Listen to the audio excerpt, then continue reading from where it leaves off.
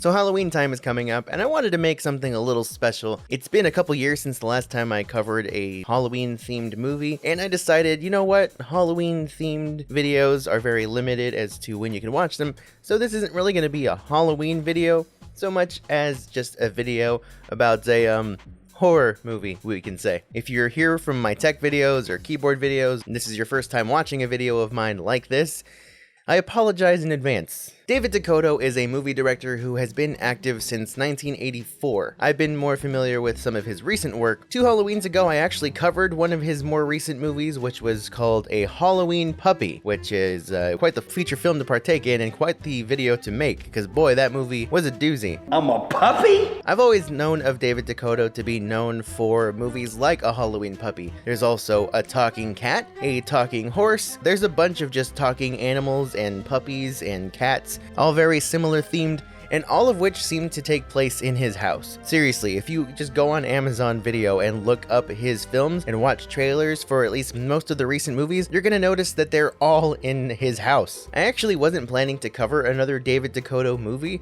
but I went looking around for a movie to cover for this video, and it just so happened to land on him. Boy, aren't we lucky.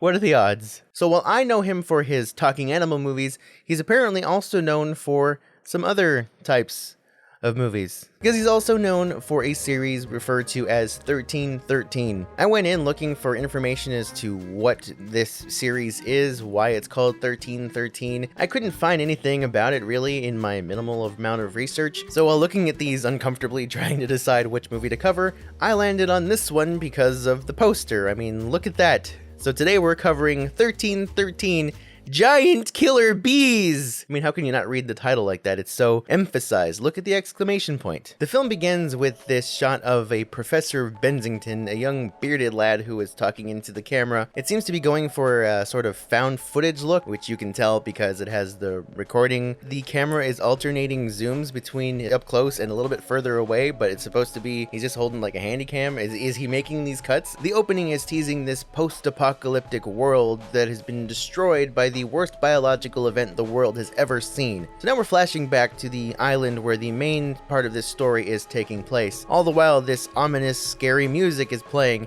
The only trouble is the footage that we're seeing on screen is not ominous or scary, it's just beautiful scenery of this island that looks like a great destination for a vacation.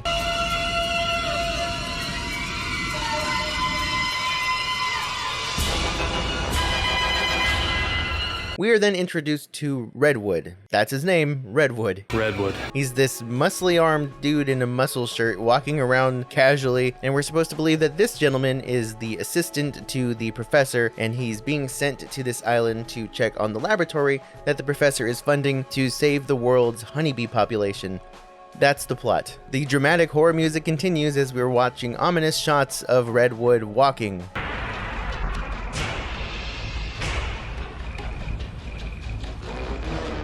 All these dramatic jump cuts with flashes of white in between. You're gonna see that a lot throughout this movie.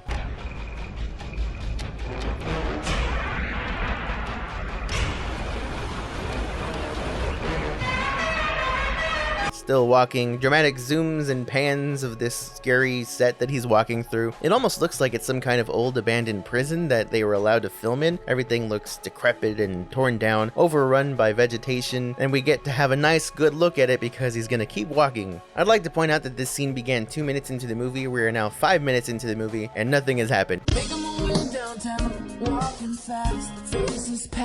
So all of that walking all resulted in him arriving at the mansion. They're just using the mansion again. Redwood walks into the mansion, laboratory, and meets Connor. It's here that we learn that the researchers only have a week until they have to show some kind of progress to their investors, and that's why Redwood is here to make sure everything goes swimmingly. It's also here that we get to see a nice demonstration of the quality acting in this film. We don't have to repopulate the world's entire honeybee population.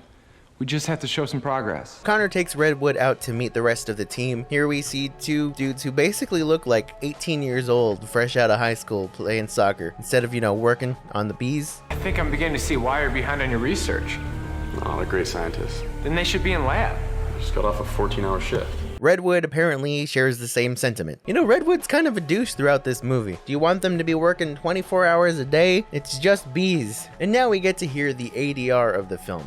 If you don't know what ADR is, it stands for Automated Dialogue Replacement. Essentially what it is voicing over a live action shot that was taken previously. This is commonly done in film and television anytime that a shot is taken outside, maybe because it's too noisy, too windy. For whatever reason, they just have to record over the original voices. You may not have known that was even a thing because typically it's pretty well done to where you don't notice it. Well, in this film, it's really hard not to notice it.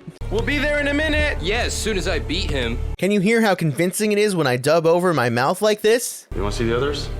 Well, that depends. On.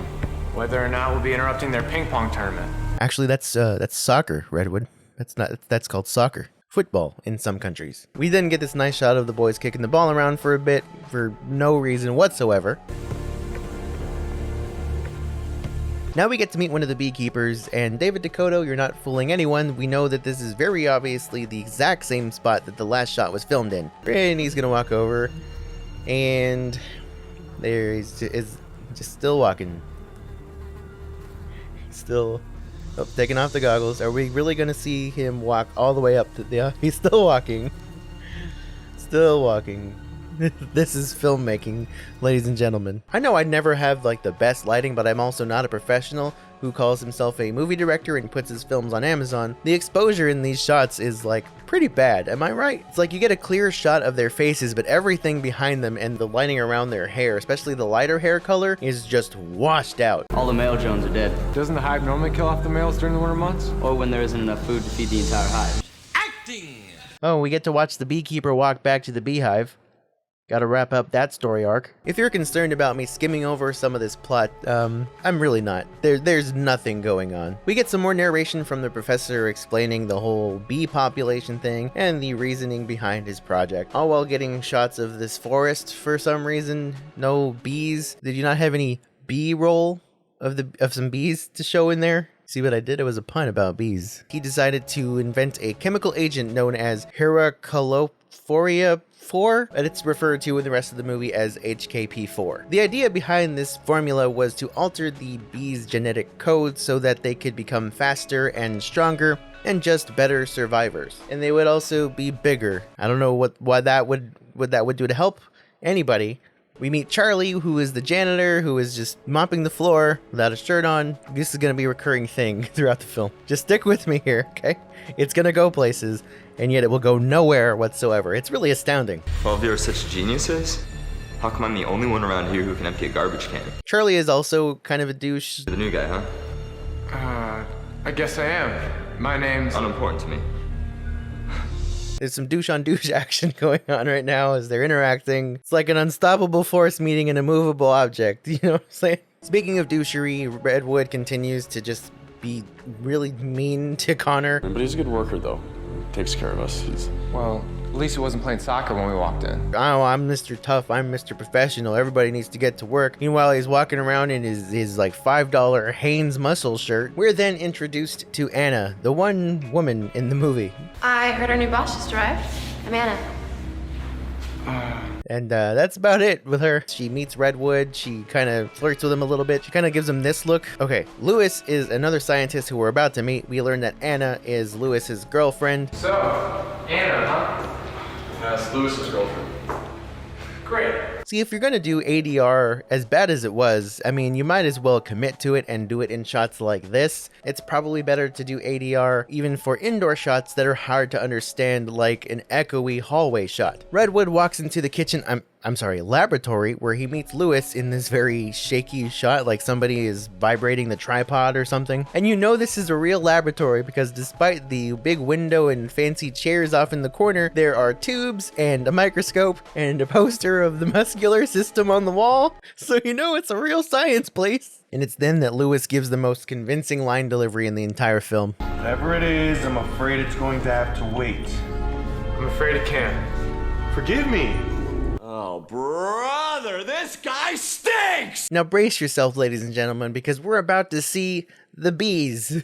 Bees? And there they are. Now it's funny because throughout the movie they mention that there are 4 bees, but you only ever see 2 of them. But maybe the actors are just confused because they don't see the gifs of bees on the screen that we see right now. And the douchery continues because Redwood is like, well, does it work? And Lewis is like, well, we're just trying it out. I've only seen it on paper. It should work. And he's like, well, what the heck, man? I need results by next week, Lewis. I don't need a hive of super bees. I just need some positive results. And even Lewis is like, listen, man, if this does work, you will see the results within the week. So Redwood's like, all right, fine. Do you have a satellite phone? Because I don't have any signal because we're on some island. Meanwhile, the satellite phone is actually an original iPhone with like a green case on it. So he says he's going to use it to call his mom, but that mom is code for Professor Bensington. I forgot his name, the bearded guy from the beginning. And he's talking to him through like code, pretending he's talking to his mom, talking about how he got the cookies that she sent over and he wants to share the cookies or something. It's weird. He's like, oh, the weather's looking pretty bad. There's a 7-day forecast that doesn't look too good. And then the professor's on the other line like, oh, okay, they're not gonna have it ready within the week. Like, he's picking up on this code that Redwood has seemed to come up with. I guess we're gonna have to go with plan B. You get it? Plan B. And I'm sorry, I had to laugh because this shot of Lewis stirring up the bee milk just made me think of that meme that's like, finally, Dr. Salt. You know what I'm talking about? So apparently the professor gave Redwood this additive that he's supposed to put into the HKP4, but he's supposed to be discreet about it, and yet he just pulls the syringe out of his pocket like right there. Why does this man just have this top secret additive for this bee population saving formula just casually in his Levi's like that? And how is he planning to sneak it into the formula? I mean, he just pulls it out of his pocket right there in front of Lewis. Lewis even takes notice immediately and is like, oh, you're diabetic? And it just so happened that Lewis was like, okay, well, BRB, I gotta go grab something. But what would have happened if Lewis didn't decide to leave the room? Would he just pull out the syringe already and be like... So after Lewis walks away, Redwood gets a syringe ready and picks up the container that is supposed to still have 2 bees on it, mind you, and injects it with this additive. And then he puts the tray down and we just see a shot of the bees like before. Like when they have flown away. Shouldn't they have flown away by now already? Lewis comes back and adds the HKP4 into the water and then... They pause the GIFs and the bees are now dead. And then it cuts away and then it cuts back and the bees are now laying upside down dead. And Lewis is like, how the heck did this happen? The formula has worked perfectly fine up until now. It's been totally safe and now they're dead. So with this suddenly happening when the formula has worked the entire time, Lewis is suddenly very suspicious of Redwood. So Redwood is trying to call the professor again, but he's not answering. And now Redwood is blaming Lewis and the negligence of his team for this happening, even though it very obviously happened after Redwood himself introduced a new variable into the formula. What do you think happened, dude? Oh, it's those kids were playing soccer, so obviously they killed the bees. And then he mentions that maybe he can't get through to the professor because of the time difference, even though he just spoke with him like 2 minutes ago. And if you look outside the window, it's very obviously like just as sunny there as it is where these guys are, so I don't know what he's talking about. There's also this weird beeping sound in the background, like in the distance, every time there's a shot in the lab. I don't know if this was intentional to be like lab sounds, or if there was literally a smoke alarm going off somewhere else in the mansion, but they just had to continue filming because of time constraints. I don't know what it is, but it's very distracting, and I kept having to pause because I thought it was my smoke alarm.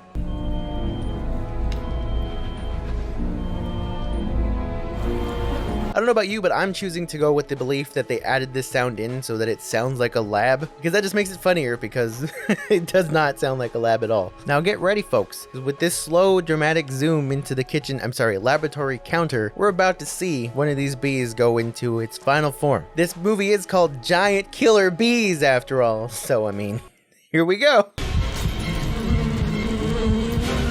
You know, I'm pretty sure I've seen this model before. I'm pretty sure that's Waspinator from Beast Wars. Waspinator, terrorize!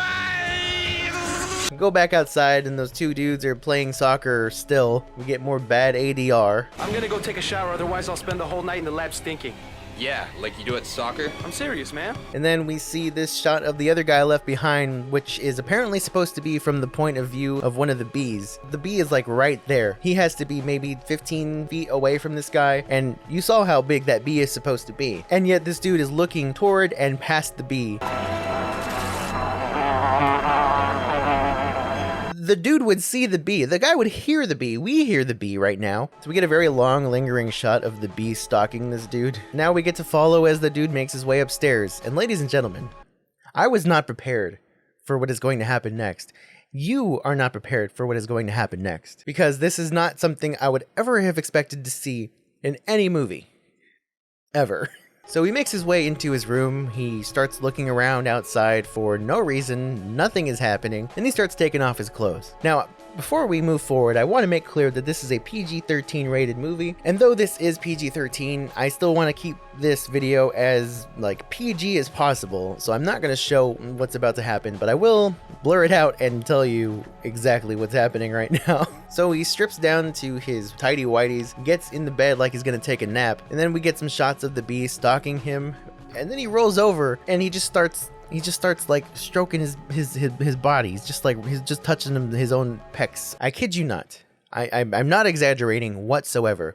My wife is laughing because she knows what's happening. He lays in this bed with this dramatic, spooky music as the bee is stalking him.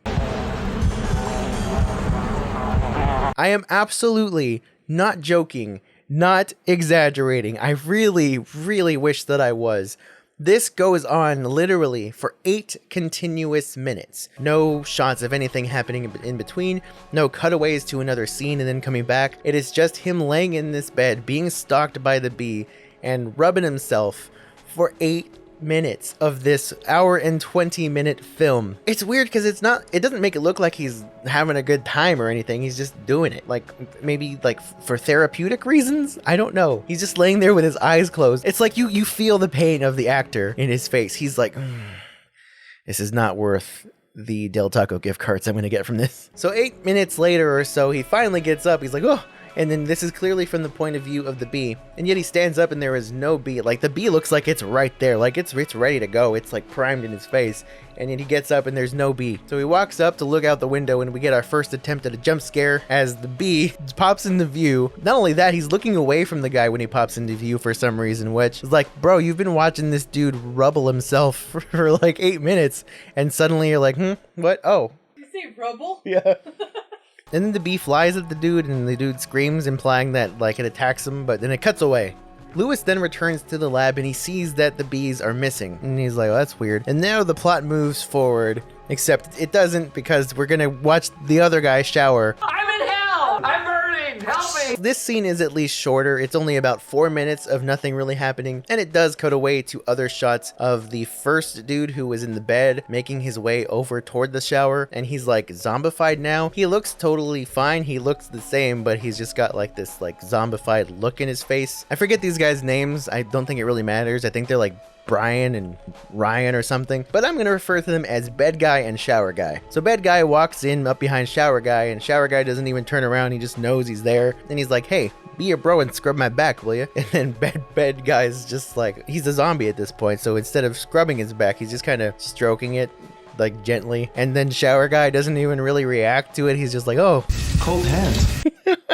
So after a couple of weird up close shots of the back stroking, the Shower Guy turns around and Bed Guy bites him in the neck. So we then cut away to a phone call between Redwood and the professor. Redwood's like, bro, your extra juice just killed the bees. And then Lewis comes along and tells Redwood, we need to go to the lab, something happened. We then see Bed Guy's bed with a lump in it, and then Charlie the janitor walks in, at least partially wearing a shirt, and he lifts up the blanket to see what the lump is, and it's the bee from before, the giant bee. It's just dead. His reaction to it is just priceless. Mother God. He like partially lifts up the blanket, and then the blanket's just gone. And you expect me to believe that the bee stung Bed Guy, died from stinging him, and then Bed Guy or the bee, somehow that bee ended up under that blanket, and it was either the bee or Bed Guy that did it. So we're back outside and we get a nice long lingering shot from the point of view of another one of the giant bees as it's stalking the beekeeper. Now I think it's funny that earlier the bee was like 15 feet away from Bed Guy, and yet he could not see the bee. Meanwhile, the beekeeper is much further away, and yet he's like, oh snap, that's a giant bee coming this way. And yet he's walking toward the bee. Like the bee is obviously coming at you, my dude. Run away.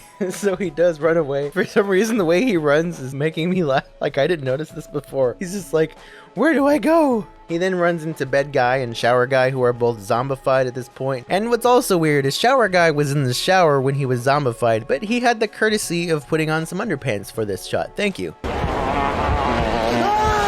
So So Lewis takes Redwood to the lab to show him that the bees are gone, and Redwood's like, huh? That's weird. And then Lewis is kind of suspicious of Redwood, like, hey, maybe did you take the bees for yourself? I mean, does he think that Redwood just, grabbed a handful of bees and put them in his Levi's like he did the syringe earlier? So Lewis and Redwood decide, okay, you know what? We're going to gather up everyone else. We're going to talk to them, see what happened, because these bees are very important and they've gone missing. But Redwood's like, first I'm going to shower though for 8 minutes. Oh no, I'm sorry, 10 minutes. So now we get to watch Redwood shower for 10 minutes. So you might be picking up on a theme here. According to the Screen Actors Guild, the minimum length of time for a film to be considered feature length is 75 minutes. This movie, from opening to the end of the credits, is 80 minutes. So far we watched Bed Guy just do things to himself for 8 minutes. We watched Shower Guy in the shower for 5 minutes. Earlier we got to watch Redwood walk around for 3 minutes, and now we've got 10 minutes of Redwood showering. Nothing happens. There's no cutaway to any scary, ominous presences making their way to him. He's just literally showering for 10 minutes with plenty of close-ups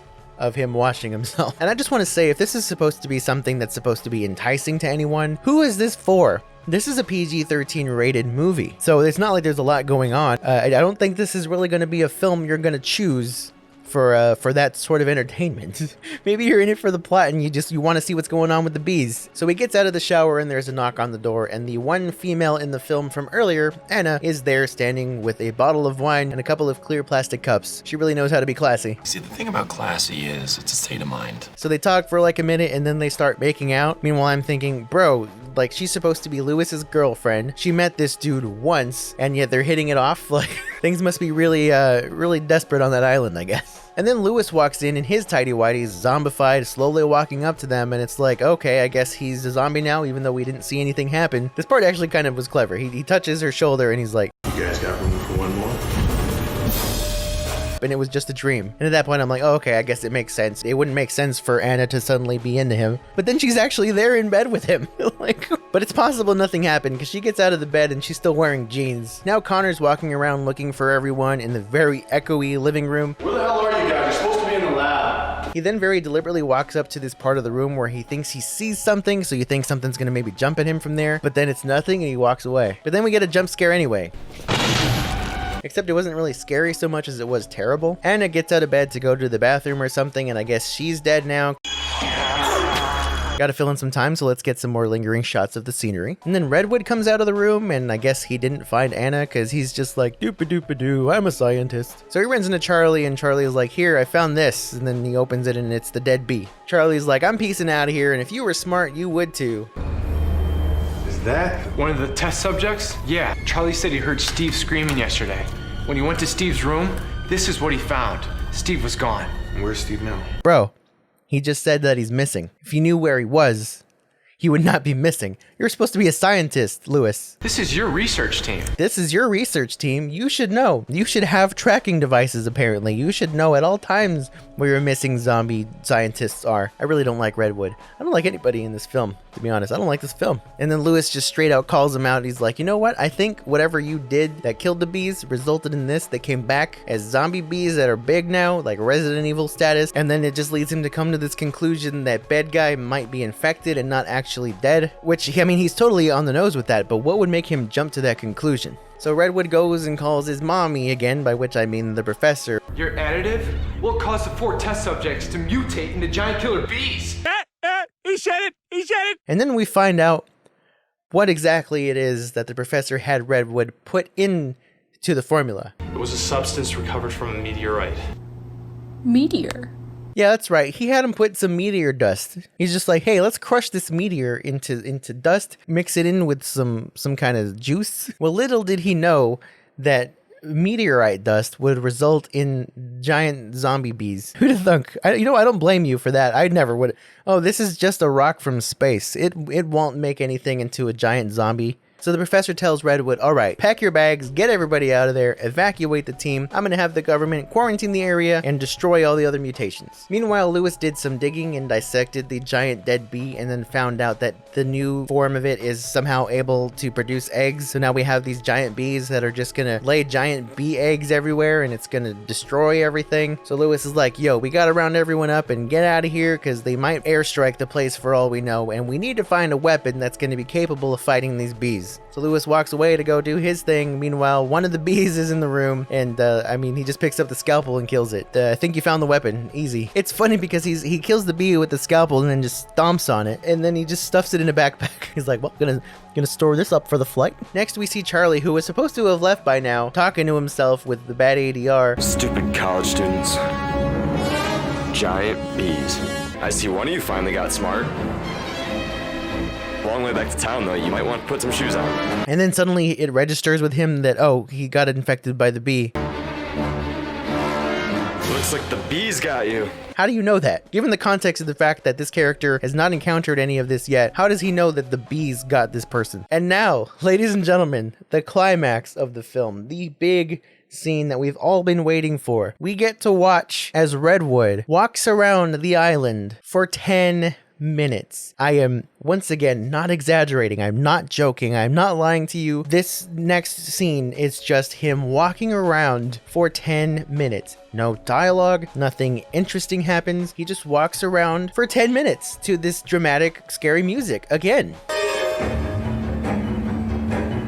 You know, it's kind of depressing because the shots of the scenery that he's walking around in, they would actually make a good set for a movie like this. It would be kind of cool to see some of that horror stuff happen in this creepy setting instead of all in the mansion. Maybe they actually had to fly this guy out somewhere to get these shots filmed, but they didn't have the budget or want to spend the money to send everybody out to this place, so they're like, hey, we're just gonna send you out there and have you walk around for a bit while we get some B-roll of the area, and that's gonna be it. It's really just kind of insulting almost to the audience at this point that they feel they could take this 80-minute movie, and yet at this point we're spending now almost half of it of just nothing shots just going on. There's literally a shot where he's walking up these stairs, and then a couple minutes later he's walking back down the same stairs. Where is he going? What is he doing? And you can really tell there's a sense of urgency by the way he just sort of briskly walks. Not running, no panic, he's just kind of walking around, looking around. Maybe walks up to a window, looks out it, sees nothing, and walks back. Walking up to the cannon, walking away from the cannon. I actually laughed out loud because in this entire 10-minute sequence, there are no other people other than him, except for this one part where there's this woman walking by, and you can tell she was just there. She wasn't involved in the film at all because he's supposed to be gathering up survivors. That's why he's out here doing this, and then he just walks by her. At this point, I feel like Decoteau probably didn't care. He was like, nobody's gonna be watching this scene. They've probably turned the movie off by this point. He finally gets back to the lab where he sees Anna, and then Anna looks at him all menacingly, and then he just knows that she's a zombie even though he has not seen any of these zombies up till now. The beekeeper comes out now in his underwear. What is going on with these zombies? Bed guy, it made sense because that's what he was wearing when he was stung. Shower guy makes less sense because he was naked, but now beekeeper guy he literally took off all his clothes, his beekeeping suit and all that, and now he's just in his underwear. What do these meteorite space rock dust particles have in them that cause people who get stung by this bee to just end up in their tidy whities? And then Anna, who mind you, when she got stung, was just wearing this, is now wearing her lab coat. She went the opposite direction. She's like, I'm gonna cover up for this. She's even wearing like a white button up. The zombie form of Anna took the time to button up a nice little white shirt and throw on a lab coat. Then we see Connor in the living room where we left him. Lewis finds him, and then this happens. And then this part made me laugh because Lewis runs out of the lab and then he turns and starts running toward the three other zombie guys, and he's like walking up to them, looking at them, and it's not until he gets up close that he's like, oh, danger. He then runs back into the lab where Connor just was, but then Connor's not there anymore. I do think it's funny that nobody has any bite marks or anything. Everybody just looks like they stripped down their clothes in perfectly normal shape and decided to act like zombies. And yet the film kind of explains that. There's no blood. It didn't even break the skin. So instead of just brushing over the fact that they decided not to make any attempt to use any kind of blood effects or special effects to make it seem like they were just bitten or stung, they're just gonna brush it over like, oh, this is a symptom. The symptom makes it so that you look perfectly fine. Those mutations are carrying fertilized eggs, and if one of them escapes... So Lewis dies, Redwood picks up the phone to call the authorities, and Lewis kills him. And that's it. We then get some closing narration from the professor, who talks about how this ended up resulting in the most catastrophic event with these bees that took over the world. Meanwhile, all we're seeing is shots of the forest. No bees whatsoever. It's like they had the lowest budget and the lowest amount of assets to work with when it came to animating these bees, that they were like, you know what, this is pretty bad. Let's just not show the bees. Like they always say in filmmaking, when it comes to good storytelling, tell, don't show. And with that, the film wraps up with the professor apparently being attacked by a bee with one of the funniest sounding screams I've ever heard. To say that this is one of the worst movies I've ever seen would be accurate.